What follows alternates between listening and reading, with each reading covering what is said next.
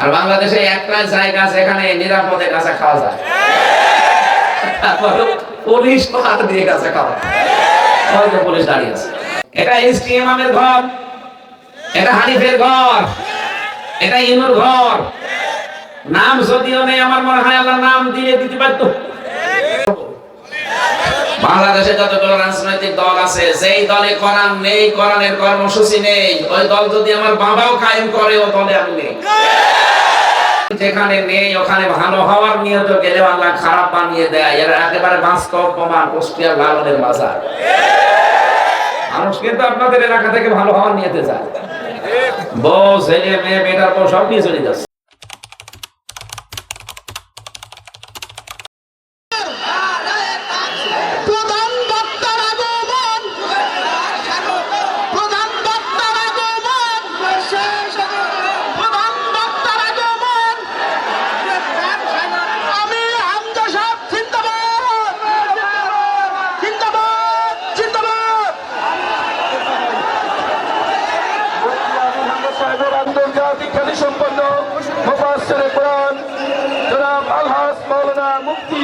আমির হামজা সাহেব মঞ্চে উপবিষ্ট হয়েছেন। আজকের তাফসীরুল কোরআন মাহফিলের পক্ষ থেকে, উল্লাপাড়ার পক্ষ থেকে প্রধান বক্তা মুফতি আমির হামজা সাহেবকে জানাচ্ছি অসংখ্য শুভেচ্ছা অভিনন্দন, প্রাণ ঢালা শুভেচ্ছা এবং অভিনন্দন। মঞ্চে আসন গ্রহণ করেছেন প্রধান বক্তা। সম্মানিত তৌহিদি জনতা, আমাদের আজকে তাফসীরুল কোরআন মাহফিলে অসংখ্য বিভিন্ন পর্যায়ে নেতৃবৃন্দ উপস্থিত হয়েছেন। আমাদের মাঝে বিশেষ অতিথি মুসলমান ভাইরা, পর্দার আড়ালের সম্মানিত মা এবং বোনেরা, প্রশাসনের ভাইরা, প্রাণ প্রিয় সিরাজগঞ্জবাসী, রিভারদের দল মত জাতি বর্ণ ধর্ম নির্বিশেষে আজকের এই অনুষ্ঠান, এটাকে শুধু মুসলমানদের। আল্লাহ তাআলা বলেন হাত্তা ইয়াসমা কালাম আল্লাহ সুম্মা আবলিগহু মা'মানা। হে নবী, অমুসলিমরা যদি কোরআনে কারীম শুনতে আসে, নিরাপত্তার সাথে তাদেরকে শোনার ব্যবস্থা করে দেব, এবং শোনা হয়ে গেলে বাড়ি যেন নিরাপদে যেতে পারে সেই ব্যবস্থা আপনি করবেন। সুতরাং আজকের এই আয়োজনে যারা সম্পৃক্ত, তাদের দায়িত্ব, যারা এসেছে সে যেই হোক, যে ধর্মের মানুষ হোক, তাকে কোরআনে কারীম শোনার ব্যবস্থা সুন্দরভাবে নিরাপত্তার সাথে আপনারা করে দেবেন। আপনাদের মেহমান আমরা সবাই। নবীজি বলেন, কেউ যদি আল্লাহ এবং আখিরাতে বিশ্বাস করে, সে যেন মেহমানের সম্মান করে। আমরা মেহমান না আপনাদের? আজকে সিরাজগঞ্জের উল্লাপাড়ার এই মহেশপুর এলাকায় যারা বসবাস করছে, বহু এলাকা থেকে মানুষ এসেছে। কয়জন আছে এখানে? আমি সেই বিশ্ব রোড থেকে পর্যন্ত পুরাটাই মানুষ। আমরা অনেকক্ষণ এসেছি, আসতে দেরি হয়ে গেছে। আপনাদের মানুষের চাপে আর রাস্তায় কুয়াশা, সব দিক থেকে যারা এসেছি আমরা কোরআনের জন্যই। এই মাইকের আওয়াজ তো সমস্যা, এই সমস্যা কি? রিভাব দেন, শুধু রিভাব, ওই ইকো কেটে দেন। হাযা বায়ানুল লিন্নাস হুদাল লিন্নাস। কোরআনে কারীম হচ্ছে পৃথিবীতে মানুষের জন্য। কাদের জন্য? কোন মানুষ? না, ভালো মানুষ না। লিন্নাস, লাম শব্দ ব্যবহার করা হয় জীবিত মানুষদের জন্য। যদিও দুর্ভাগ্যজনক হলেও সত্য, এই 15.5 বছর আমরা জীবিত মানুষদেরকে আল্লাহ কোরআন তেমন শোনাতে পারিনি। যারা জীবিত মানুষদেরকে শোনানোর আয়োজন করতেন, আমাদেরকে নিয়ে আসতেন, এক শ্রেণীর মানুষ আছে বাধা দিত, বলতো জীবিত মানুষদের শোনানো যাবে। অথচ ওই লোকটার মা বাবা মরে গেলে আমার ডাক দিয়ে বলবে, হুজুর কোরআন পড়ি। আপনার বাবা মা তো মারা গেছে, মরে গেলে তো কোরআন পড়ে লাভ নেই। পড়ার দরকার ছিল যতদিন জীবিত ছিল। আল্লাহ সে পরিবেশ তুলে নিয়েছে, নতুন একটা পরিবেশ আমাদেরকে দিয়েছে। আমরা অন্তত জীবিত মানুষদেরকে এখন শোনাতে পারছি। আমাদের দায়িত্ব শোনার পরে, ঠিক আছে, শোনা যাচ্ছে। সম্মানিত মুসলিম ভাই এবং বোনেরা, আমরা কোরআনে কারীম থেকে শুনতে এসেছি, এই কারণে নবীজির হাদিস হচ্ছে মানিত্তাবা আল হুদা বিগাইরিল কোরআন আদাল্লাহুল্লাহ। তিরমিজি শরীফের হাদিস।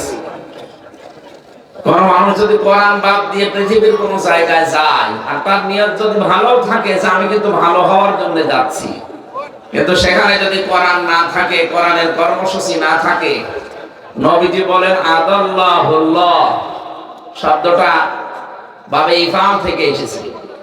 যদি দল্লা ইয়াদিল্লু হতো তাহলে আপনি নিজেই নিজেকে খারাপ বানিয়ে ফেলেছেন, এরকম অর্থ আসতো বাংলায়। আদাল্লাহ ইউদিল্লু বাবে ইফাম থেকে আসার কারণে বাংলা অর্থ দাঁড়িয়েছে আপনি হয়তো ভালো হওয়ার নিয়তে কোনো জায়গায় গিয়েছিলেন, কিন্তু কোরআনে কারীম সেখানে ছিল না।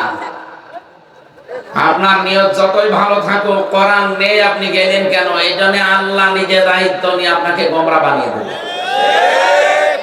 আপনি এই শব্দের ওজন টের পাচ্ছেন?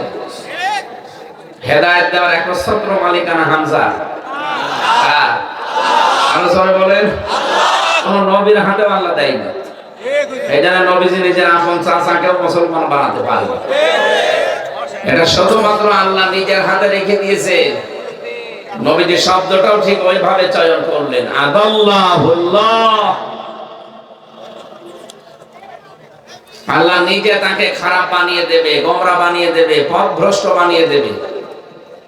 এই হাদিসটা আমরা বিশ্বাস করি 100 ভাগ না 98 ভাগ মানা যাবে। তো এই হাদিসটা এখন বাংলায় ব্যাখ্যা করলে এই কথা বলে না কেন? যদি কোনো আলেম থাকেন এখানে, আপনি দেখেন জেনারেল মানুষ যদি না বসে, কোরআনে কারীম যেখানে নেই ওখানে ভালো হওয়ার নিয়ত গেলেও আল্লাহ খারাপ বানিয়ে দেয়। এর একেবারে বাস্তব প্রমাণ কুষ্টিয়ার লালনের মাজার। মানুষ কিন্তু আপনাদের এলাকা থেকে ভালো হওয়ার নিয়তে যায়, বউ ছেলে মেয়ে বেটার বউ সব নিয়ে চলে যাচ্ছে। খারাপ হওয়ার নিয়ত নেই কারো, সবাই যাচ্ছে আল্লাহর ওলির মাজারে। কিন্তু ওখানে কি কোরআন আছে? কোরআনের নিয়ম নীতি চলে? প্রকাশ্য শিরিক চলছে। আর বাংলাদেশে একটা জায়গা যেখানে নিরাপদে গাঁজা খাওয়া যায়, তারপরে পুলিশ পাহাড় দিয়ে গাঁজা খাওয়া, হয়তো পুলিশ দাঁড়িয়ে আছে, ওরা পাহারা দিয়ে দিয়ে গাঁজা খাওয়া, যে খা আমরা আছি। সারা বাংলাদেশে একটাই জায়গা আছে। এরপরেও দেখি আমরা এই জায়গাগুলোতে কোরআন নেই, এজন্য মানুষ আগে বিড়ি খেত না, অনেকে এখানে যাওয়ার পরে বিড়ি খায়। আগে গাঁজা খেত না, এখন গাঁজা খায়। ওকে ভালো হয়েছে না খারাপ হয়ে গেছে? কেন খারাপ হয়ে গেল? কারণ আপনি কোরআন নেই, ওখানে গেলেন কেন? আজকে থেকে সিদ্ধান্ত নেওয়া যায় না যে দরবারে কোরআন নেই, কোরআনের কর্মসূচি চলে না, শুধু বাবাদের নিয়ম নীতি চলে। ওখানে যদি ভালো হওয়ার নিয়তেও যান, আপনাকে খারাপ বানাবে কে? বা দ্বিতীয় শব্দটা বলবো, বাংলাদেশে যতগুলো রাজনৈতিক দল আছে, যেই দলে কোরআন নেই, কোরআনের কর্মসূচি নেই, ওই দল যদি আমার বাবাও কায়েম করে, ও দলে আমি নেই। এটা অত জোরে বলার দরকার নেই। এটা আবার অনেকে রাজনীতি মনে করে। এটা কি রাজনীতি? আমি হাদিসের বাংলাটা বললাম। পীরের দরবারে গেলে আপনি ভালো হওয়ার নিয়তে যাচ্ছেন, কোরআন নেই, তাহলে আল্লাহ আপনাকে খারাপ বানাবে। রাজনীতি করবেন যেখানে কোরআন নেই, কোরআনের কর্মসূচি চলে না, আপনার নিয়ত ভালো হোক, কিন্তু আপনাকে আল্লাহ খারাপ বানিয়ে দেবে। আপনি যখন পথ ভ্রান্ত হয়ে যাবেন। এই জন্য আজকের এই ময়দানে যারা এসেছি কোরআনে কারীম শোনার জন্য, কোরআন যদি না থাকতো হামজা না হামজার বাবা থাকলেও আসতেন না। সুতরাং কোরআনের জন্য যারা এসেছেন, এই কোরআনের সে ক্ষমতা আছে, হুদাল লিন্নাস, মানুষকে হেদায়েত দিতে পারে, পারে না? এই ক্ষমতা দিয়ে আল্লাহ তাকে পাঠিয়েছেন। সুতরাং আমরা কোরআনের কাছ থেকে আজকে আমাদের জীবন সংক্রান্ত 4টা নিয়ামতের কথা আল্লাহ স্মরণ করিয়ে দিচ্ছেন। এই কথাগুলো আমাদের জীবনের সাথে একেবারে পায় টু পায় আমরা মিলাবো ইনশাআল্লাহ। এরপরে আজকে এখানে শেষ মোনাজাত করে বাড়ি যাবো। এর আগে ওঠাউঠি করবে না, 1 ঘন্টা সময় দেওয়া যাবে না ইনশাআল্লাহ। সিদ্ধান্ত যারা নিয়ে ফেলেছেন যে এই দলে কোরআন নেই, কোরআনের কর্মসূচি চলে না, ওই দলের প্রতিষ্ঠাতা আমার বাবাও যদি হয়, আমি ওই দলে আর নেই। ওয়াজ তো হয়ে গেছে। এটা মেনে নিলে এই দেশে আর অন্য কোন দল থাকে? কত দল এই দেশে, কোরআন নেই তাদের দলে, কোরআনের কর্মসূচি চলে না, ওদের বাবাদের নিয়ম নীতি চলে, ওদের দলীয় নিয়ম নীতি চলে না। আমার দলীয় নিয়ম নীতি বানানো লাগবে কোরআন কেন্দ্রিক। কথা বলেন। আশা করছি আমার নবীর এই হাদিস আপনি মেনে নিলে কিয়ামতে নবীর সুপারিশ পাবেন, যে আল্লাহ আমাদেরকে এই প্রচন্ড শীতের ভেতরে কোরআনের ময়দানে নিয়ে আসলেন। খুশি হয়ে বলেন আলহামদুলিল্লাহ। দরুদ আর সালাম পড়ছি আমাদের নবী, মানবতার মহান শিক্ষক মুহাম্মদুর রাসূলুল্লাহ সাল্লাল্লাহু আলাইহি ওয়াসাল্লামের প্রতি। আমরা কোরআনে কারীম থেকে সূরা বানী ইসরাঈল একটা মাত্র আয়াত পড়েছি। আয়াতের সংখ্যা 70, 111টা আয়াত আছে, মাত্র একটা আয়াত পড়েছি। এই এক আয়াতের ভেতরে যত কথা আমার এই মাথায় আছে, 1 ঘন্টা 2 ঘন্টা না, এক একটা শব্দের ভেতরে যে সব কথাগুলো আল্লাহ লুকিয়ে রেখেছেন, যদি আমরা তাফসীর আকারে কথা বলি সারা রাত চলে যাবে, আপনি বাড়ি যাবেন না। এত কথা এখানে লুকিয়ে আছে, আমরা আবিষ্কার করার চেষ্টা করব ইনশাআল্লাহ। একটু জবান খুলে কোরআনের এই সোনালী আয়াত পড়ে যেন প্রতিটি অক্ষরে অন্তত আমলনামায় 10টা করে নেকি হয়। আউযু বিল্লাহি মিনাশ শাইতানির রাজীম। বিসমিল্লাহির রহমানির রহিম। ওয়ালাকাদ কাররামনা বানি আদম। ইলা আখিরি আয়াত। কোন সূরা বললাম জানো? বানি ইসরাইল, একটা বংশের নাম। একটা বংশের নামে আল্লাহ একটা সূরা নাযিল করেছেন। এই বংশে আল্লাহ 70,000-এর উপরে নবী পাঠিয়েছিলেন। একটা দামি বংশ। এই শব্দটা পুরা সূরার ভেতরে কয়েকবার আছে, এখান থেকে এর নামকরণ করা হয়েছে। আমরা আয়াতের তেলাওয়াতকৃত আয়াতের ভেতরে 4টা নিয়ামতের কথা পাবো। আল্লাহ কয়টা? আল্লাহ পাক আয়াত শুরু করার প্রথমে আমাদেরকে গ্যারান্টি দিচ্ছেন 2টা। ওয়ালাকাদ, লাম একটা, কদ একটা। ওয়ালাকাদ কাররামনা বানি আদম। অবশ্যই অবশ্যই আমি আল্লাহ বনি আদম সন্তানকে সম্মান দিয়েছি। আল্লাহ কিন্তু এখানে বলেন না যে মুসলমানদেরকে সম্মান দিয়েছি, খ্রিস্টানদের সম্মান দিয়েছি, মুমিন যারা তাদেরকে সম্মান দিয়েছি না। মানুষ পদবাচ্চা যারা বিবেচিত, সে যে ধর্মের লোক হোক, তারই সম্মান আছে না নেই?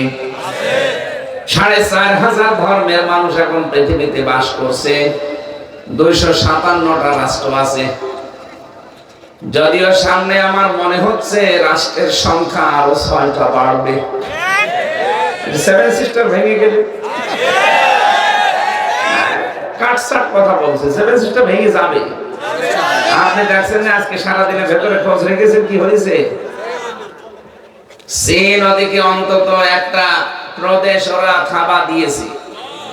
আমাদের ডক্টর ইউনূস যদি একটা থাবা দেয়, 6 টুকরা হয়ে গেলে 6টা দেশ বেড়ে যাবে, মানে এটা বাড়বে। আজকে আমেরিকার একজনের কথা শোনেননি যে বাংলাদেশ নিয়ে যে মন্তব্য আপনারা দিচ্ছেন প্রতিবেশী হিসাবে, এটা কিন্তু পৃথিবী গ্রহণ করছে না। এদের স্বাধীন হওয়ার পর থেকে আমাদের পেছনে তারা লেগে আছে, এই প্রতিবেশী নামে কলঙ্ক। এরা প্রতিবেশী যেহেতু পাল্টানো যায় না ভাই, আপনাদেরকে আমরা তো পাল্টাতে পারবো না, আপনার চরিত্র পাল্টান। এত মিথ্যা কথা বলেন কি করি? সারাটা জীবন ছড়িয়েছেন এই দেশে সংখ্যালঘু নির্যাতন হয়, অথচ ভয়েস অফ আমেরিকা, এরপরে মাইক্রোসফট, এগুলো সব ইহুদি খ্রিস্টানরা চালায়। তারা রিপোর্ট দিচ্ছে সবচাইতে বেশি সংখ্যালঘু নির্যাতন হয় ভারতে। বাংলাদেশের সংখ্যালঘু নির্যাতন আগস্টের 5 তারিখের পর থেকে জানুয়ারির 4 তারিখ পর্যন্ত একটাও হয়নি। যেগুলো হয়েছে কিছু বিচ্ছিন্ন ঘটনা, ওগুলো ওদের দ্বারাই। এই জন্য এই মিথ্যা রিপোর্ট গুলো আপনারা ছড়িয়ে, মাইক্রোসফট রিপোর্ট দিয়েছে সারা পৃথিবীতে মিথ্যায় এগিয়ে আছে সবচাইতে বেশি ভারত। আপনারা কেমন প্রতিবেশী, আপনাদের জন্য বদনাম হয়ে যাচ্ছে। সুতরাং এমন কোন কাজ করবেন না, আপনাদের যেহেতু পাল্টানো যাবে না, মাঝখান থেকে তার সাগর কেটে নদী কেটে আমরা ভাগ করে নিতে পারি না, ল্যান্ড একেবারে সাথে সাথে। সুতরাং চরিত্র পাল্টাবে। সারা ভারত এখন ফুঁসে উঠেছে এই উগ্রপন্থী হিন্দু, বিশেষ করে মোদি দাদার বিরুদ্ধে। আপনি মানুষ নামে কলঙ্ক হয়ে যাচ্ছে, মানুষ পদবাচ্চা বিবেচিত, আপনি এটা থাকার যোগ্যতা হারিয়ে ফেলছে। আল্লাহ আপনাকে সম্মান দিয়েছে বনি আদম সন্তান হিসাবে, এই সম্মানটা ধরে রাখা দরকার না? আল্লাহ বলেন আমি বনি আদম সন্তানকে সম্মান দিয়েছি, এটা জীবিত থাকতে এমনকি মরার পরেও। একটা মানুষ যদি মারা যায় তাকে দাফন কাফন করা, তাকে কবরে দেওয়া, যদিও পুড়িয়ে ফেলা ঠিক না, অন্য ধর্মে যারা করেন এটা কিন্তু স্বাস্থ্যসম্মত না, বিজ্ঞান সম্মত না। আর কোরআন হাদিস তো বাদই দিলাম। কোথায় পেয়েছেন আপনাদের ধর্মীয় রীতি? এটা আপনাদের ধর্মীয় লিখা নেই যে মানুষ পুড়িয়ে ফেলা লাগবে, এটা আপনাদের মানানো নিয়ম। হিন্দুদের যত ধর্মীয় গ্রন্থ আছে আপনি দেখবেন কোন জায়গায় মানুষ মরে গেলে পুড়িয়ে ফেলা লাগবে, কোন জায়গায় নেই। এই নিয়মটা ওরা বানিয়েছে। মানুষ মারা গেলে পর্যন্ত কান কেটে ফেলবেন, নাক কেটে ফেলবেন, জায়েজ আছে না? একটা মরা মানুষের আপনি কান কাটতে পারবেন না, নাক কাটতে পারবেন না, চোখ তুলতে পারবেন না, কারণ তার একটা সম্মান আছে, সেটা উনি আদম সন্তান। দুঃখজনক হলো সত্য, আমরা একটা জিনিস দেখে আশ্চর্য হলাম। যিনি পালিয়ে গেছে তিনি মেজর বজলুল হুদাকে একেবারে সরাসরি জবাই করেছে। আরে ভাই, মানুষটা মারা গেছে ফাঁসি দেওয়ার পরে আপনি জবাই করতে গেলেন কোন কারণে? তার নাক কাটা, মুখ কাটা, চোখ তোলা তো জায়েজ নেই, আর আপনি এখন সরাসরি গলা কেটে ফেললেন।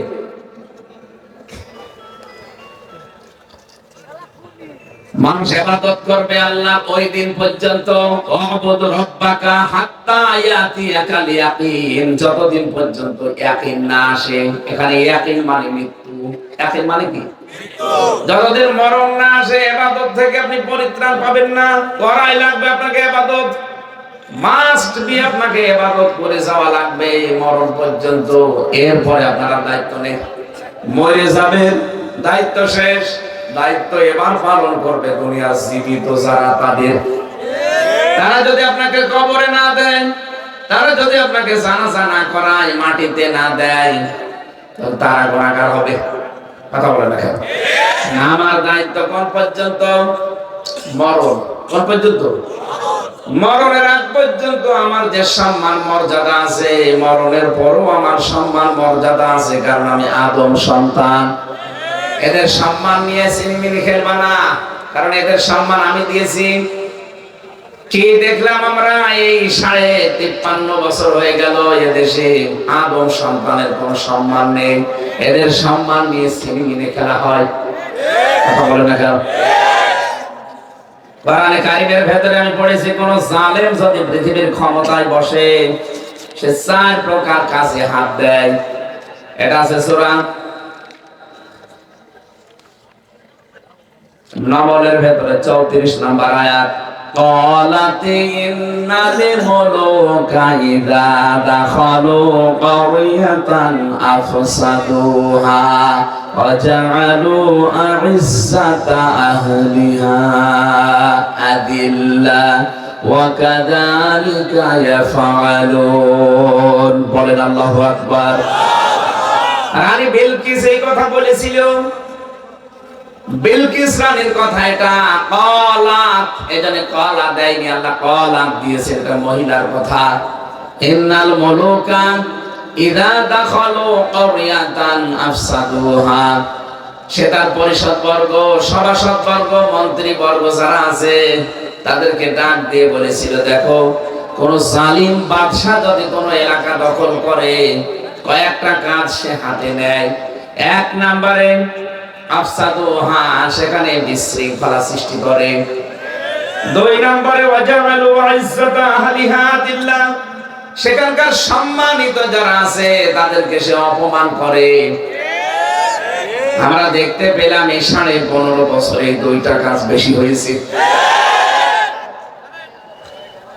এমন কোন দিক বিভাগ নেই যেখানে বিশৃঙ্খলা হয়নি। দুই নম্বরে দেশের সম্মানিত মানুষ যারা, তাদেরকে ধরে ধরে অপমান করা হয়েছে। সিরাজগঞ্জের সন্তান মাওলানা রফিকুল ইসলাম খান একটা প্রথিতযশা রাজনীতিবিদ, একজন আলেম, তার ডান্ডা বেড়ি পরিয়ে কোর্টে তুলেছে। আর যত অপমান আছে সব অপমান তাদের উপরে গেছে। যত আলেম আমরা দেখেছি জেলখানায়, আলেমদের ডান্ডা বেড়ি দিয়ে, হাতে হ্যান্ডকাপ দিয়ে, মাথায় দড়ি লাগিয়ে তারা টানতো ছাগলের মতো। আমার মাথায় দড়ি দিয়ে টানতো। বাস্তবতা এইটা, কারণ জালেম যদি কোন এলাকা দখল করে ক্ষমতা পায়, ওর প্রথম টার্গেট থাকে ওই এলাকাতে বিশৃঙ্খলা তৈরি করবে। দুই নম্বরে তারা সম্মানিত মানুষদেরকে অপমান করবে। তাম দুনিয়া যাকে সম্মান দেয়, শহীদ আল্লামা দেলাওয়ার হোসাইন সাইদি রাহমাতুল্লাহ আলাইহি, তাকে পর্যন্ত তারা কত উল্টা পাল্টা মামলা দিয়ে কত হেনস্থা করেছে। 13টা বছর তার ওই ছোট্ট কুটি ঘরে কেটে গেল। এখনো পর্যন্ত ইসলামী আন্দোলনের সিপাহসালার জনাব এটিএম আজহারুল ইসলাম 17 বছর পর্যন্ত পৌঁছতেছে। কোরআন হাদিস যারা শুনতে আছেন, আমি 2 মিনিটে একটা শিক্ষা বলছি। সূরা ফাতিহা 18 নম্বর আয়াত, এটা আমি আকিস গ্রুপের মাহফিলে পরশুদিন শিক্ষার জন্য বলেছিলাম। আমি শুধু ক্লাস দিচ্ছি আপনাদের। আমরা যদি এই পৃথিবীতে আল্লাহর সন্তুষ্টি চাই, 1 নাম্বার। 2 নম্বরে যদি আমাদের মনে সত্যি, যদি আমাদের মনে ইসলাম থাকে, যে আমরা আল্লাহর জন্য যা করছি আল্লাহর জন্য। 3 নম্বরে আল্লাহ পাক যদি আমাদের উপরে প্রশান্তি বা সাকিনা নাযিল করতে চান, আমরা যদি চাই যে আমাদের উপরে শান্তি নাযিল হোক, সাকিনা। 4 নম্বরে যদি সুনিশ্চিত নিকটবর্তী কোন বিজয় দেখতে চান, তাহলে এই আয়াতে 1 নাম্বার একটা কাজ আল্লাহ দিয়েছেন, এই কাজটা করা লাগবে। নবীজি 1400 জন মানুষ নিয়ে এসেছিলেন মক্কায়। হুদায়বিয়া নামক জায়গায় তিনি বাধাপ্রাপ্ত হলেন। কাফেরেরা বলে, না এবার আপনাকে আমরা হজ করতে দেব না। নবীজি হযরত ওসমানকে পাঠালেন সমঝোতার জন্য। ওরা ওসমানকে ধরার পরে আটক করে ঘোষণা দিয়েছে, কতিলা ওসমান, হত্যা করে ফেলেছে ওসমানকে। নবীজি কথাটা শোনার পরে ওই বাবলা গাছের নিচে, হুদায়বিয়া নামক যে জায়গা, ওখানে একটা বাবলা গাছ ছিল। কোরআনে কারিমে আল্লাহ ওই গাছের ইঙ্গিত দিয়েছেন, লাকাদ রাদিয়াল্লাহু আনিল মুমিনিনা ইয ইউবাইউনাকা তাহতাশ শাজারাতি। এই যে তাহতাশ শাজারা, গাছের নিচে, ইয ইউবাইউনাকা, যখন আপনার কাছে তারা বায়াত নিচ্ছিল, শপথ বাক্য পাঠ করছিল। নবীজি ডাক দিয়ে বললেন, সাহাবীরা, হজ করার জন্য এসেছিলাম, ইহরামের কাপড় পরে খুলে ফেলো। 1400 জন মানুষের ভেতরে একজন শুধু আটক করেছে, এখনো 1399 জন আছে। বললেন খুলে ফেলো, পরবর্তীতে আবার হজ করে নেব। বাংলার মুসলমানেরা বলেন তো, ইহরামের কাপড় পরার পরে যদি আপনি ইহরামের কাপড় খুলে ফেলেন, আপনার হজ কিন্তু ভেঙে যায়। কি হজ শেষ? নবী কি জানতেন না যে আমার ফরজ হজ নষ্ট হয়ে যাবে? জানতেন না? রমজান মাস ছিল, রোজা রেখেছিলেন। বিশ্ব নবী ডাক দিয়ে বললেন, না, রোজাও ভেঙে ফেলো, দরকার নেই, পরবর্তীতে করে দেব। বলেন, 2টা ফরজ বিধান তিনি এখানে বাদ দিয়ে দিচ্ছেন, একটা হজ আর একটা রোজা। ডাক দিয়ে বললেন, আমি এই যে হাত লাগালাম, আমার হাতের উপরে তোমরা হাত দাও। 1399 জন হাত দিয়েছে। নবীজি নিজে বাম হাতটা উপরে দিয়ে বললেন, আজকের এই বায়াতের রিদওয়ানের উপরে আমার আল্লাহ খুশি হয়ে আয়াত নাযিল করে আমাকে শুনিয়েছে, লাকাদ রাদিয়াল্লাহু আনিল মুমিনিন। এই মুমিনদের উপরে আমার আল্লাহ অবশ্যই রাজি হয়ে গেছেন। রাজি হবেন না, হয়ে গেছেন। রাদিয়া এটা মাজি, অতীতের শব্দ, পাস্ট। আল্লাহ মজারে যদি দিতেন তাহলে একটু সমস্যা হতো। আল্লাহ মাজি দিয়ে জানিয়েছেন, হে নবী, যারা আপনার হাতে হাত দিয়েছে ঘোষণা শুনিয়ে দেন, আমি কিন্তু তাদের উপরে রাজি অলরেডি হয়ে গেছি। কি কি বাক্য পাঠ করিয়েছিলেন? নবীজি বলছিলেন, সাহাবীরা আজকে যেহেতু আল্লাহ এই বায়াতের উপরে রাজি অলরেডি হয়ে গেছে, আমার ওসমান তো এখানে নেই, আমি এই বাম হাতটা উপরে দিয়ে দিলাম, আমার এটা ওসমানের হাত হিসাবে আল্লাহ যেন কবুল করে নেয়। তোমাদেরকে আমি একটা বাক্য পাঠ করালাম আজকে, বিনা কারণে একটা নিরপরাধ মানুষকে ওরা আটক করে মেরে ফেলেছে, যদিও মারে নাই, কিন্তু ঘোষণা তো দিয়ে দিয়েছে কতিলা ওসমানকে মেরে ফেলেছি। নবীজি বললেন, যারা একটা বিনা অপরাধে একটা মানুষকে মেরে ফেলতে পারে, ওসমান হত্যার বদলা না নিয়ে আমরা কেউ মদিনায় ফেরত যাব না। ফরজ বিধান ছেড়ে দিলেন কয়টা? আরো জোরে বলেন। কি বাক্য পাঠ করাচ্ছেন দেখেছেন? বিনা অপরাধে একটা মানুষকে ওরা নিরপরাধ মানুষকে মেরে ফেলেছে, ওদেরকে আমরা প্রতিশোধ না নিয়ে বাড়ি ফেরত যাব না। ওরা এই ঘোষণা শোনার পরে ওসমানকে ছেড়ে দিয়েছে।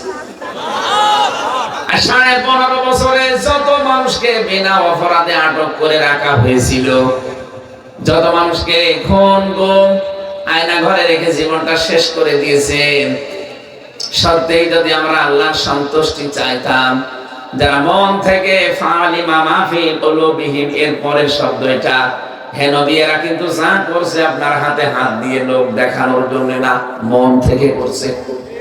এদের কলবের খবর তো আমি আল্লাহ জানি। ফানজালাস সাকিনাতা আলাইহিম, এদের এই যে মন থেকে অ্যাক্টিভিটিস, এই কাজকর্ম দেখে আমি আল্লাহ রাজি হয়ে গেছি। আমি আল্লাহ ওদের উপরে আমার করুণা, সাকিনা, প্রশান্তি নাজিল করে দিলাম। ওয়াসাবাহুম ফাতাহান করিবা, ওদেরকে আমি একটা সুপ্রসন্ন, নিশ্চিত এবং নিকটবর্তী একটা বিজয়ের সুসংবাদ দিয়ে দিলাম। ওরা যে একটা নিরপরাধ মানুষের পক্ষে দাঁড়িয়ে জীবন দেওয়ার জন্য 1399 জন দাঁড়িয়ে গেছে, আমি এত খুশি হয়েছি। ওদের উপর আমি কয়েকটা নিয়ামতের কথা ঘোষণা দিলাম। 1 নম্বরে ওদের মনের খবর আমি জেনে খুশি হয়ে গেলাম। 2 নম্বর আমার সাকিনা নাযিল করলাম। 3 নম্বর একটা নিকটবর্তী বিজয়ের সুসংবাদ দিলাম। কি কাজ করেছিল তারা বলেন তো? একটা নিরপরাধ মানুষের পক্ষে দাঁড়িয়েছে জীবন দেওয়ার জন্য। আজ বাংলার মানুষের আমরা যদি দল মত নির্বিশেষে নিরপরাধ মানুষকে আপনি ধরে ধরে আটক করবেন, ছেলে দেবেন, রিমান্ডে নেবেন, মেরে ফেলবেন, একবারে যদি সেই প্রথমেই দাঁড়িয়েছে তা 18 কোটি মানুষ না, এটা হতে দেব না। এমনি জালেমরা আলেমদেরকে ছেড়ে দিতে হয়। ওরা যেমন ওসমানকে শুধু ভয় পেয়ে ছেড়ে দিয়েছে,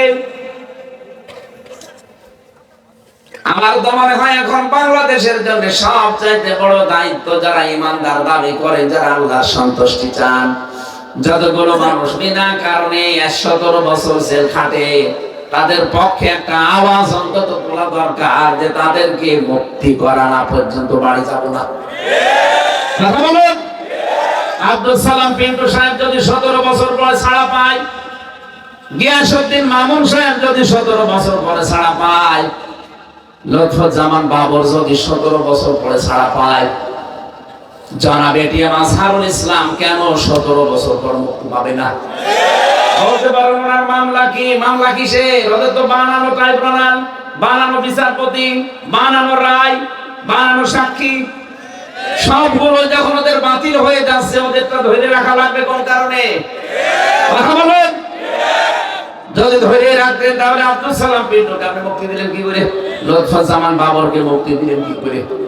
ওদেরকে যেভাবে দিয়েছেন তারাও তো ফাঁসির আসামি ছিল।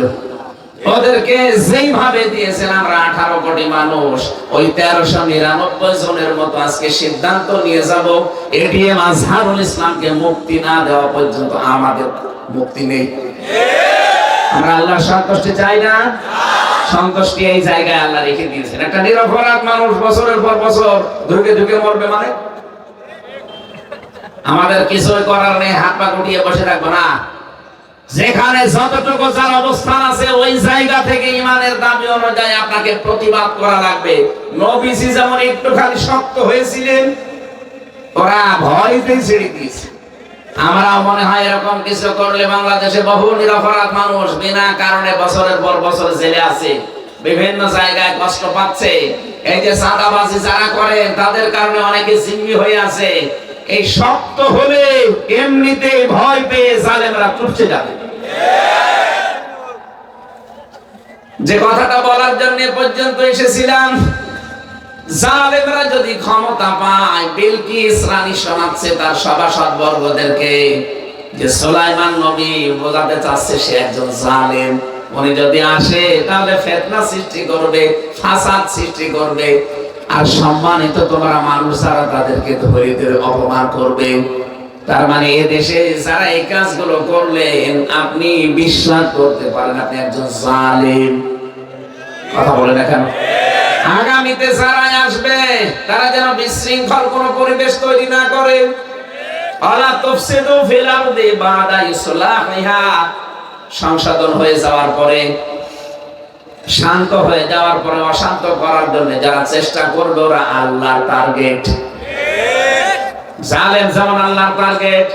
পরিবেশ শান্ত হয়ে যাওয়ার পরে কেউ যদি বিশৃঙ্খলা তৈরি করে, অশান্ত পরিবেশ বানানোর চেষ্টা করে, ভীতিপূর্ণ অবস্থান তৈরি করে, সেও আল্লাহর টার্গেট।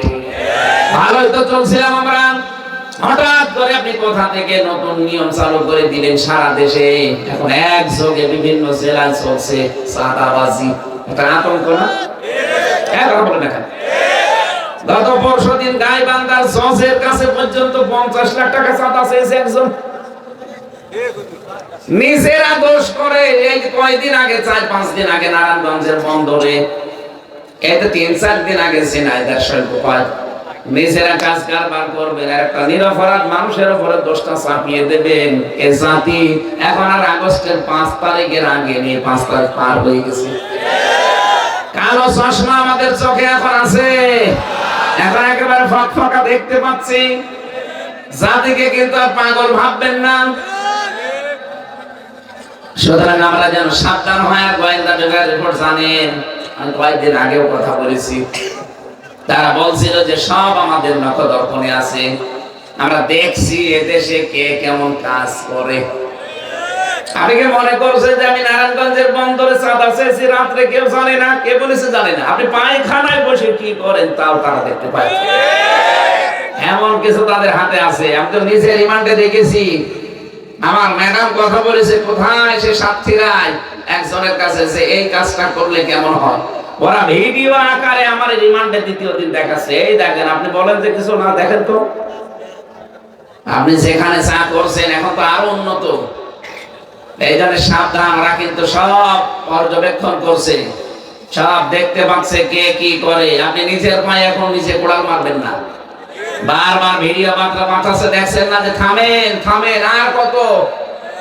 সুতরাং নিজেরা কাজ কারবার উল্টা পাল্টা করে যদি কোন সাধারণ মানুষ, নিরপরাধ মানুষের উপরে চাপিয়ে দেন, সূরা নিসা 112 নম্বর আয়াত, ওমাই ইয়াকসিব খাতিআতান আও ইসমান সুম্মা ইয়ারমি বিহি বারিয়ান ফাকাদ ইহতামালা বুহতানা ওয়া ইসমান মুবিনা। আল্লাহ পাক বলেন অনেক মানুষ এমন আছে নিজে অন্যায় করে আর এই দোষটা একটা ভালো মানুষ, নিরপরাধ মানুষের উপরে চাপিয়ে নিজে ভালো সাজে। আমার মনে হচ্ছে আয়াতটা বাংলাদেশে খাপের খাপ মিলে যাচ্ছে। অনেকে নিজেরা অন্যায় করছে আর যে লোকটা কিচ্ছু জানে না তার উপরে দোষটা চাপিয়ে দিয়ে নিজে দেখছেন সাধু সাজতেছে। আল্লাহ বলেন এই লোকটা যেন প্রকাশ্য পাপের বোঝা বহন করে নিয়ে বেড়ায়, ও তো টের পাচ্ছে না, কিন্তু জাতি টের পেয়েছে যে এইটাই পাপী। কথা বলেন, আল্লাহ আমাদেরকে তুমি বাঁচাও। বিশৃঙ্খলা যারা তৈরি করতে চায়, মানব জাতিকে যারা সম্মান দিতে চায় না, আল্লাহ নিজে তুমি সম্মান দিলে মানব জাতিকে, অথচ মানুষকে আর সম্মান অনেকে দিতে চায় না। মানুষের সম্মান কি করে নষ্ট করা যায় সেই চিন্তায় অনেকে 24 ঘন্টা লেগে আছে। আরে ভাই, আমি মাওলানা রফিকুল ইসলাম খানের বিরুদ্ধে যদি বাইরে কিছু বলি, যদি ওনার ভেতরে দোষ থাকেও তাহলে হবে গীবত। কি হবে বলেন বলেন? ওনার ভেতরে যদি ওই দোষ থাকে, ওনার অগোচরে বললে ওটা হয় গীবত। যদি উনি মন খারাপ করে শুনলে, কিন্তু যদি ওনার ভেতরে দোষ না থাকে, আমি বানিয়ে বানিয়ে ওনার উপরে দোষটা চাপিয়ে দেই, তাহলে এটা হবে তহমত, এটা আরো মারাত্মক। আর বাংলাদেশের সবচাইতে বেশি হচ্ছে এখন তহমত। বলেন, তহমত এলাকায় যদি চালু হয় কি হয় জানেন? আপনাদেরকে সতর্ক করছি এই কারণে এলাকায় যদি এরকম কেউ থাকেন, আপনি নিজেকে থামান। কারণ যারা গীবত করে, তহমত লাগায়, এর কথা ওর কাছে লাগিয়ে মানুষের সম্পর্ক নষ্ট করে দেয়। এরা যদি কোনো এলাকায় বাস করে, ওই এলাকার মানুষের দোয়া কবুল আল্লাহ বন্ধ করে দেয়। সিরাজগঞ্জবাসী, এই এদিকে তাকান। হযরত মুসা আলাইহিস সালামের জামানার একটা ঘটনা পড়লাম হাদিসে। বৃষ্টি বন্ধ হয়ে গেছে, তিনি চাটিয়াল ময়দানে উম্মতদেরকে নিয়ে গেলেন, দোয়া করলেন। নামাজ আদায় করার পর, আল্লাহ বৃষ্টি দাও। 3 বার আল্লাহর পক্ষ থেকে আওয়াজ এসেছে, না বৃষ্টি হবে না। হযরত মুসা তো আবেগপূর্ণ নবী ছিলেন, বারবার খালি প্রশ্ন করতেন, ডাক দিয়ে বলে, রব্বুল আলামিন বৃষ্টি দেবে না মানে এগুলো নয়, আমার উম্মত, আমার মায়া লাগে। তোমার তো বান্দা, তোমার মায়া লাগে না? আল্লাহ বলেন, মায়া লাগে কিন্তু বৃষ্টি দেবে না। মায়া লাগে বৃষ্টি দেবে না মানে, হ্যাঁ, তুমি যাদেরকে নিয়ে দোয়া করছিলে এদের ভেতরে নামিমা, তালাতালি করা, এর কথা ওর কাছে লাগানো এরকম একজন লোক আছে। এ যতক্ষণ তোমার এই মোনাজাতে হাত তুলবে, তুমি নবী হওয়ার পর তোমার দোয়া কবুল হবে না। হযরত মুসা বললেন, আল্লাহ তুমি শুধু নাম বলো, কি করি দেখো। না, আমি নাম বলবার তুমি সবার সামনে অপমান করবা, আমি নাম বলবো না। হযরত মুসা বলে, আল্লাহ আমি কিভাবে বুঝবো? আমি তো আলিমুন বিযাতিস সুদূর না, যে মানুষের মনের খবর জানি। আল্লাহ তাআলা বললেন, তোমাকে একটা বুদ্ধি দেই, সবাইকে নিয়ে তুমি তওবা করবা, তাহলে ওই লোকটাও তওবা করবে। তওবা করার পরে আমার কাছে কিছু বলো, দেখি আমি কি করি। মানে চাটিয়াল ময়দানে গেলেন, উম্মতদেরকে জানালেন এখানে একজন তালাতালি করা লোক আছে, মানুষের সম্মান নিয়ে সিনেমিনি খেলে, সম্পর্ক নষ্ট করে, এর কথা ওর কাছে লাগাই, কিন্তু কে আছে এটা আমি জানি না, তবে আছে। সেই লোকটা যতক্ষণ পর্যন্ত এখানে থাকবে, আমাদের কারো দোয়া কবুল হবে না। এজন্য আমরা চাই, এখন আমরা তওবা করব, সেই লোকটাও যেন আমাদের সাথে তওবা করে। তওবার নিয়ম কিন্তু 3টা, আপনারা জানেন হয়তো। তওবা 1 নম্বরে স্বীকৃতি দেওয়া, 2 নম্বরে অনুশোচনা করা, অনুতপ্ত হওয়া, 3 নম্বরে জীবনে কাজ আর করব না বলে ফিরে আসা। কথা বুঝতেছেন? হযরত মুসা তওবা করালেন তাদেরকে। এই 3টা শর্ত মেনে যখন সবাই তওবা করেছে, তওবা করার পরে ওই লোকটাও তো ওইভাবে তওবা করে ফেলেছে। এবার তিনি হাত তুললেন, সঙ্গে সঙ্গে আল্লাহ বৃষ্টি নাযিল করে দিলেন। এত বড় পাওয়ারফুল নবী যাকে কালিমুল্লাহ বলা হয়, তার দোয়া কবুল হয় না। খালি সাথে তালাতালি করা, সম্পর্ক নষ্ট করা একটা লোক ছিল। এখানে যদি এরকম কেউ থাকেন, তাদেরকে গীবত করেন, তহমত লাগান, এর কথা ওর কাছে লাগিয়ে মানুষের সম্পর্ক নষ্ট করে দেন, আপনি চলে যান, নাতে এই মাহফিল মাঠে মারা যাবে। আপনি থাকলে আমি হামজা না, রফিক খান না, কাবা শরীফের ইমামে বসিয়ে থাকলেও দোয়া কবুল হবে না। এখানে আশা করছ আপনি চলে যাবেন, দেখো চলে যাচ্ছে, যা যাও, চলে যায়, যাক তোমার তাড়াতাড়ি করে। মানুষের সম্মান নিয়ে সিনেমিনে খেলা বন্ধ করা লাগবে। আগামীতে যারা আসবেন ক্ষমতায়, তাদেরকে আহ্বান জানাবো, আল্লাহ কিন্তু সম্মান দিয়েছেন মানব জাতিকে। কে দিয়েছে? এদের সম্মান নষ্ট করলে আল্লাহর আরশ পর্যন্ত কেঁপে যায়। এই জন্য জালেমদের পতন ত্বরান্বিত হয়েছে। এই 15.5 বছরে আর যাই করুক, বহু মানুষের সম্মান নিয়ে তারা সিনেমিনি খেলেছে। এই কথা বলছে দেখেন, এত দামি জিনিস এটা। ওয়ালাকাদ কাররামনা বানি আদম, অবশ্যই আমি বনি আদম সন্তানকে সম্মান দিয়েছি। এখানে ফাইল কর্তা সরাসরি আল্লাহ দিয়েছে। আল্লাহ বলেন, আমি নিজে তাদেরকে সম্মান দিলাম। বিশ্বনবী নিজে সম্মান দিয়েছেন। একটা ইহুদির লাশ যাচ্ছিল, নবীজি দাঁড়িয়ে গেলেন। সাহাবীরা বলে, হুজুর দাঁড়ান, এটা ইহুদির লাশ। নবীজি বলেন, ইহুদি তাতে কি, সে তো আদম সন্তান। আমি দাঁড়িয়েছি আদম সন্তানের সম্মানে, কারণ আল্লাহ তাকে সম্মান দিয়েছেন। আর আপনি একটা ইহুদিকে দেখে নবীজি যদি সম্মান দিতে পারেন, আপনি কি করেন? আপনি সম্মানিত মানুষদেরকে অসম্মান কি করে করা যায়? বানিয়ে বানিয়ে তাদের নামে উল্টা পাল্টা কেস মামলা সাক্ষী জোগাড় করে আর অপমান করেন। এটা আমি নিজে তো সাক্ষী। আমারটাই এই সিরাজগঞ্জের কোন ছেলে নাকি সংসদ ভাঙতে গেছে, সেই মামলায় আমারে সন্দেহমূলক ধরে নিয়ে 3 বছর জেল খাটালেন। তা জেলে তো রাখেন না, আমার রেখেছিলেন ফাঁসির কন্ডেম ছেলে। এমনিতে যদি ওয়ার্ডে রাখতেন তাহলে থাকতে পারতাম সারাদিন চলাফেরা, 24 ঘন্টা আপনারা তালা লাগিয়ে রাখতেন। কি হয়েছে আমার? হ্যাঁ, আমার কষ্ট হয়েছে পরিবার সহ ছেড়ে দিয়ে থাকতে, কিন্তু আপনাদের কি হলো? এখন তো কাউকে পাচ্ছেন না। মানুষের জীবন নিয়ে, মানুষের সম্মান নিয়ে যারা সিনেমিনি খেলেন, মানুষকে যারা সম্মান দিতে চান না, তাদের করুণ পরিণতি শেষে কিন্তু এইটাই ঘটায়।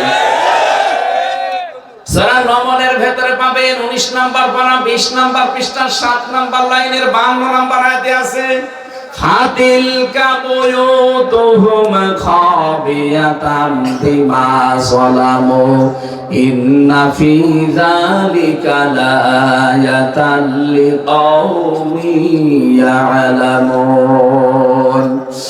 রব্বুল আলামিন বলেন, ফাতিলকা বুয়ুতুহুম, আল্লাহ যেন এভাবে আঙ্গুল দিয়ে দেখাচ্ছেন বাংলার মানুষদেরকে। যদিও আয়াতটা নাযিল হয়েছে লূত নবী আলাইহিস সালাম সম্পর্কে, কিন্তু আয়াতটার ভেতরে ফা আছে প্রথমে। আরবি গ্রামার অনুযায়ী ফা ব্যবহার করা হয় কনিষ্ঠ অর্থে। আল্লাহ পাক যখন তার কুদরতের হাত দিয়ে আঙ্গুল দিয়ে কিছু মানুষকে দেখাতে চান যে এই, তখন ফা ব্যবহার করেন বক্তব্যের আগে। ফাতিলকা বুয়ুতুহুম, বাইতুন না বুয়ুত বহুবচন। আল্লাহ বলেন এই সেই ঘরগুলো।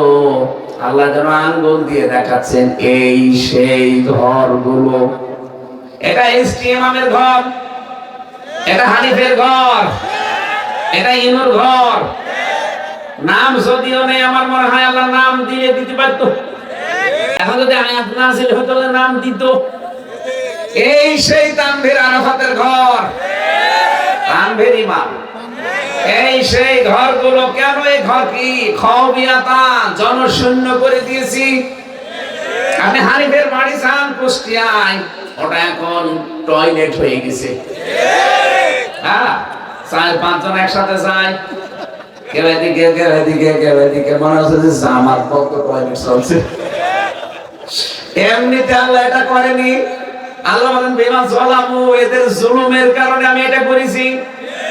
কারণ এই ঘরে বসে বসে তারা জুলুমের দুর্বিসন্ধি করত, ষড়যন্ত্র করত। কাকে সকালে ধরিয়ে দেবে, কার বিরুদ্ধে মিথ্যা সাক্ষী দেবে, একবার বলছে দেশে ছিল না এটা।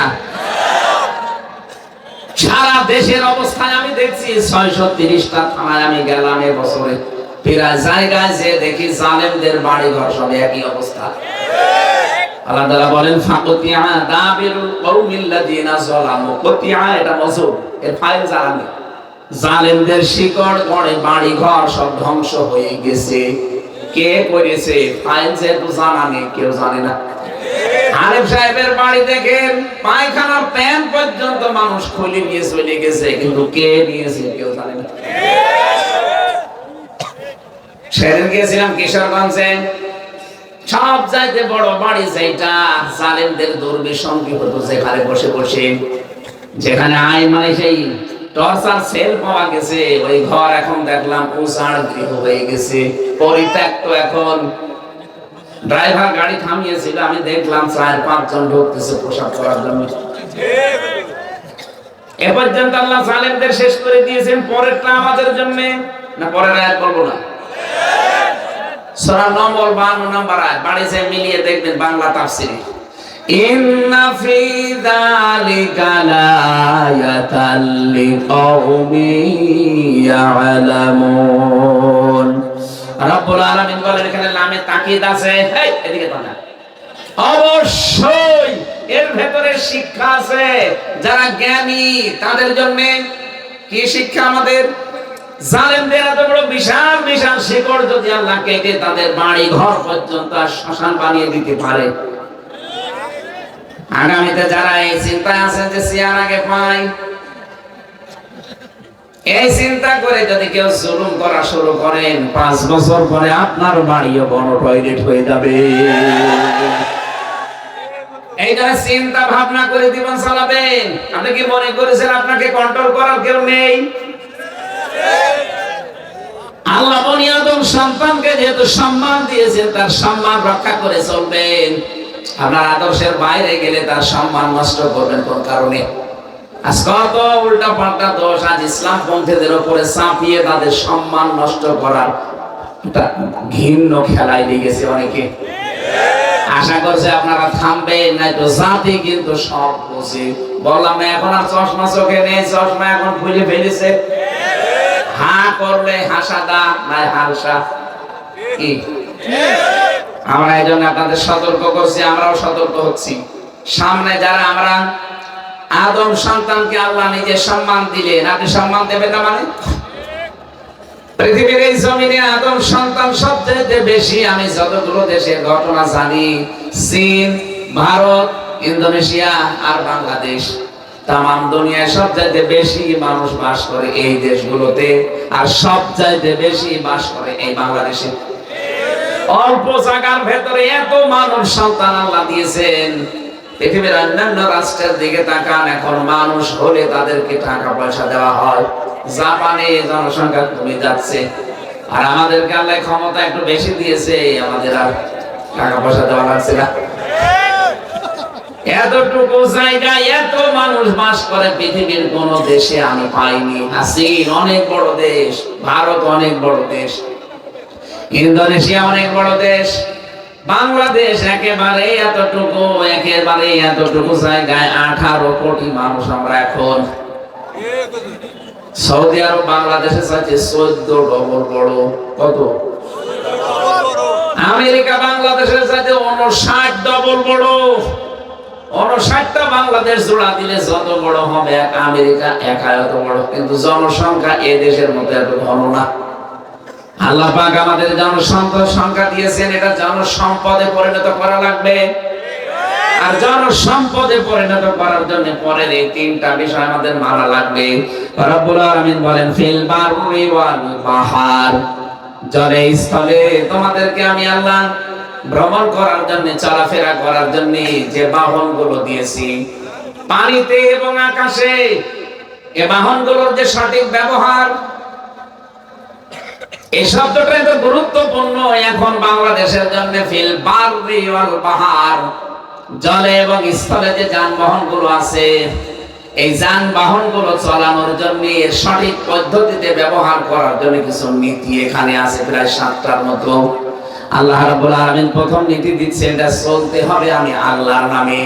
এটা পানিতে যেগুলো চলবে ওগুলো পড়বেন আপনি বিসমিল্লাহি মাজরিহা অমরসাহা ইন্না রাব্বি লাগফুরুর রহিম। এটা নৌকা বলেন, ফেরি বলেন, স্টিমার বলেন, জাহাজ বলেন, পানিতে যেগুলো চলবে, নৌযান, জলযান, এগুলোর জন্য এই দোয়া পড়ার প্রথম নিয়ম দিয়েছেন আল্লাহ। 2 নম্বরে আকাশে যেগুলো চলবে শূন্যে, ওর জন্য আল্লাহ সূরা যুখরুফের ভেতরে একটা কথা দিয়েছেন, সুবহানাল্লাযী সাখখারা লানা হাদা ওয়া মা কুন্না লাহু মুকরিনিন ওয়া ইন্না ইলা রাব্বিনা লামুনকালিবুন। 7টার ভেতরে প্রথম হচ্ছে দোয়া দিয়ে আরম্ভ করবেন। দ্বিতীয় নম্বরে ওয়াল ফুলকিল্লাতী তাজরি ফিল বাহরি বিমা ইয়ানফাউন নাস, এই যে বিশাল বিশাল এই নৌকা, নৌযান, জলযান গুলো চলে, এগুলোর ভেতর মানুষের উপকার লুকিয়ে রেখেছি। এক দেশ থেকে আরেক দেশ, এক মহাদেশ থেকে আরেক মহাদেশে এই পানি পথে মানুষের চলাফেরা, মানুষের বাহন হিসাবে, এবং সম্পদ গুলো এদিকে ওদিকে পার করার জন্য, মালামাল গুলো পার করার জন্য আমি আল্লাহ এই ব্যবস্থাটা রেখেছি।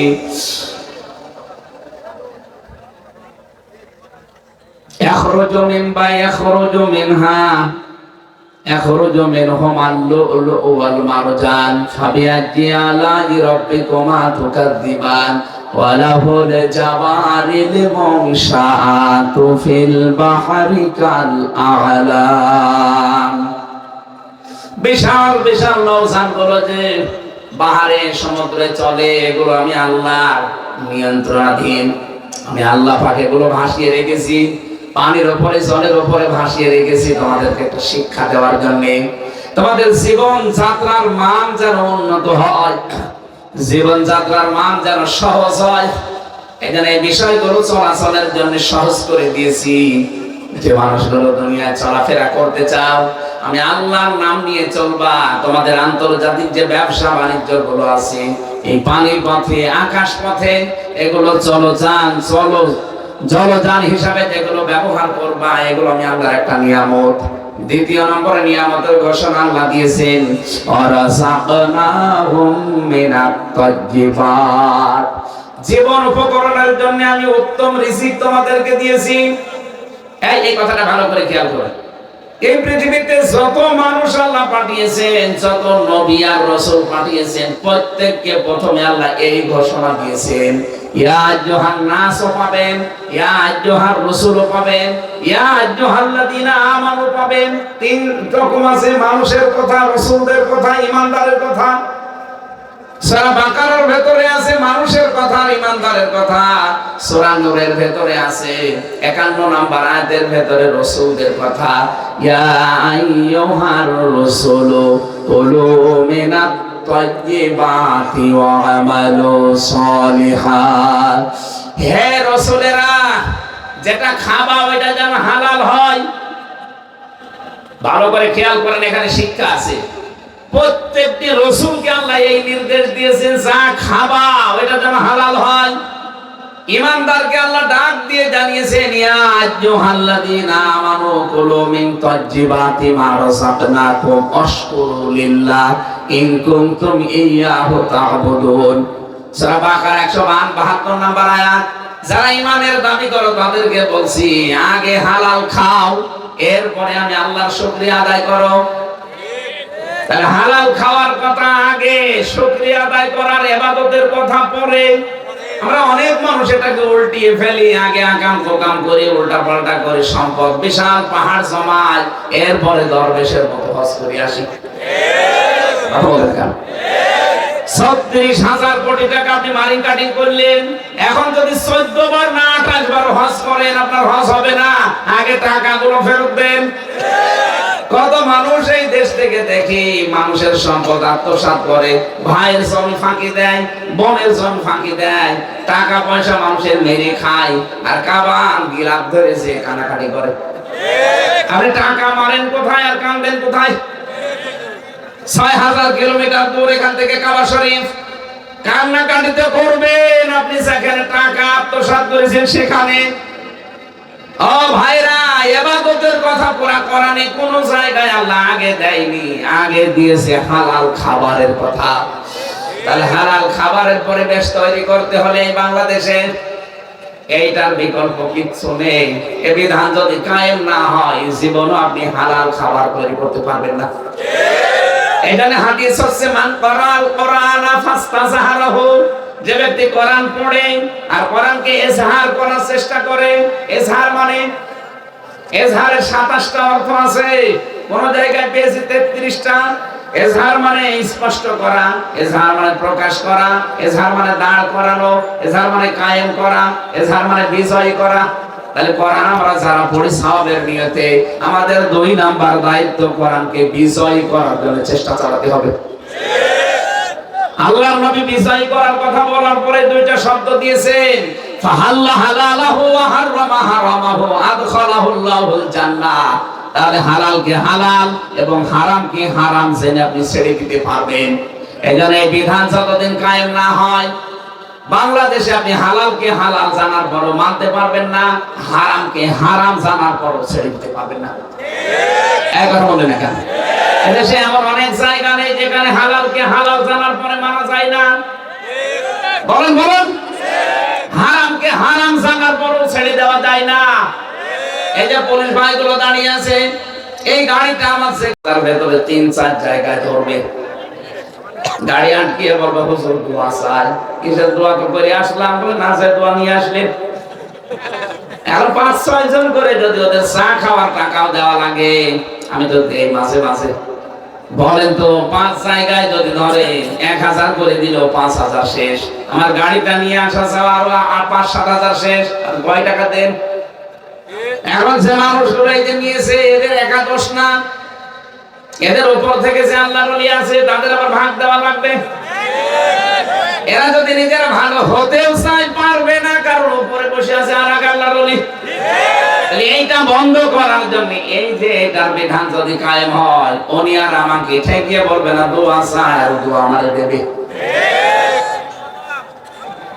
এই জন্য কোরআনে কারীম প্রতিষ্ঠা হওয়ার আগ পর্যন্ত এদেশে হালালকে হালাল আপনি মানতে পারবেন না, হারামকে হারাম জেনেও ছেড়ে দিতে পারবেন, এরকম বহু পরিবেশ আছে।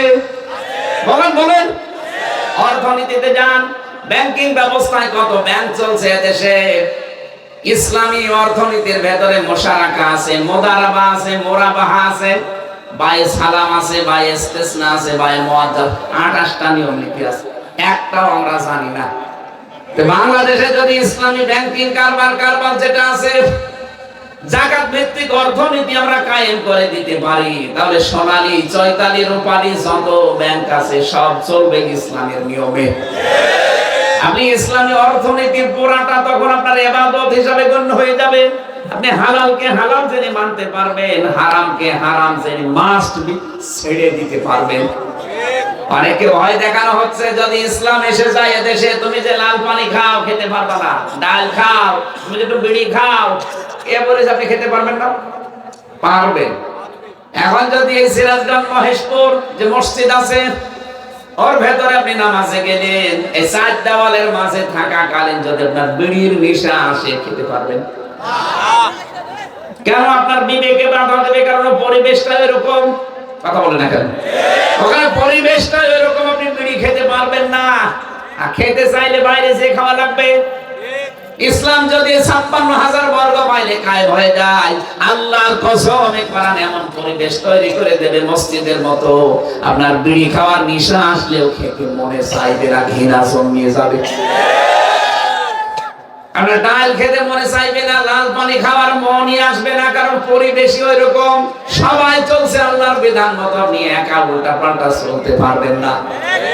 এই জন্য যে ব্যক্তি কোরআন পড়ে আর কোরআনকে ইজহার করার জন্য, বিজয় করার জন্য চেষ্টা চালায়, তখন হালালকে হালাল মানে, হারামকে হারাম মেনে ছেড়ে দেয়। আদখালাহুল্লাহুল জান্নাহ, আদখালা ইদখিল, এটা মাঝি। নবীজি বলেন তাকে যেন আল্লাহ জান্নাতে দিয়ে দিয়েছে। তাকে আল্লাহ জান্নাতে দেবে তা না, তা তো মোজালে দিত। তাকে জান্নাতে দিয়ে দিয়েছে। প্রশ্ন আসতে পারে, মরলাম না, জান্নাতে চলে গেলাম কি করে? আরে ভাই, কোরআন বিজয়ী থাকলে হালালকে হালাল, হারামকে হারাম জেনে যদি ছেড়ে দিতে পারেন, এমন একটা মিনি জান্নাতের পরিবেশে দেশে তৈরি হয়ে যাবে, আল্লাহর কসম আপনার মনে হবে আমি জান্নাতে আছি। এই কথা বুঝতেছেন? এজন্য উত্তম রিজিকের ব্যবস্থা আগে আমাদের করা লাগবে। আল্লাহর এই নিয়ামত আমরা পারছি না। ফাদ্দালনাহুম আলা কাসীরিন মিম্মান খালাকনা তাফদীলা। এই পৃথিবীতে বহু সৃষ্টির উপরে তোমাদের মর্যাদা আমি আল্লাহ দিয়েছি।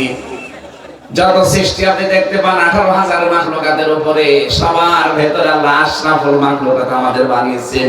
আমাদের মর্যাদা সম্মান যেহেতু বেশি, এটা ধরে রাখার জন্য আল্লাহর বিধানের বিকল্প আর কিছু নেই। আশা করি যে ছোট্ট কথায় আপনি বুঝে ফেলেছেন। আমরা কোরআনকে ইজহার করতে চাই, বিজয় করতে চাই এই জমিনে। চর্ম চোখে আল্লাহ যেন এটা দেখে মরার তৌফিক দেন, বলেন আমিন। আদ-দুনিয়া কুল্লুহা মাতাউন ওয়া খায়রু মাতাইদ দুনিয়া ইমরাতুস সালিহা। এই পৃথিবীতে সবকিছু সম্পদ, উত্তম সম্পদ আল্লাহওয়ালা মেয়ে মানুষ। আল্লাহওয়ালা মেয়ে মানুষ ওইটা যার দিকে তার স্বামী তাকালে স্বামীকে আনন্দ দেয়। স্বামী যখন বাইরে যায় নিজের ইজ্জত আবরুকে হেফাজতে রাখে। স্বামী যদি দিনের কাজ করে তাকে সাহায্য সহযোগিতা করে, সাপোর্ট দেয়, উৎসাহ দেয়।